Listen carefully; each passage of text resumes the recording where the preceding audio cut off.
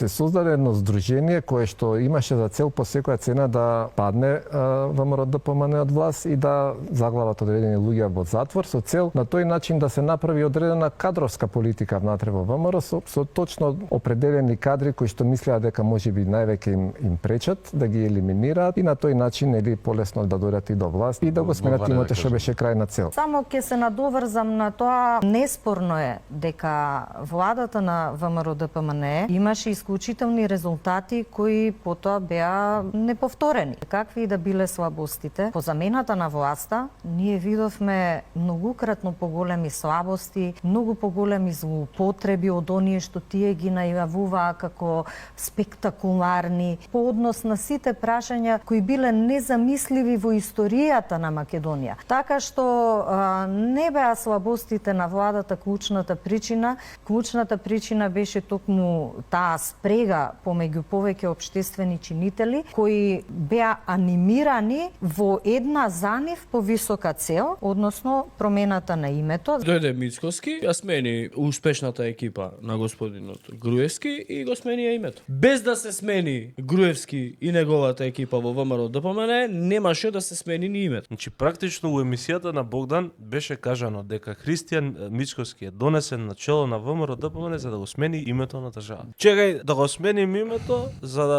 комуњарите завршат работа за после ние да доеме на чисто. Значи ние ништо не измислуваме, ништо не парафразираме, цитираме. Значи требаше се промени Груевски и неговата екипа за да се смени името. Де факто и де јуре се случи тоа. Сите протести за името беа минирани од ова раководство.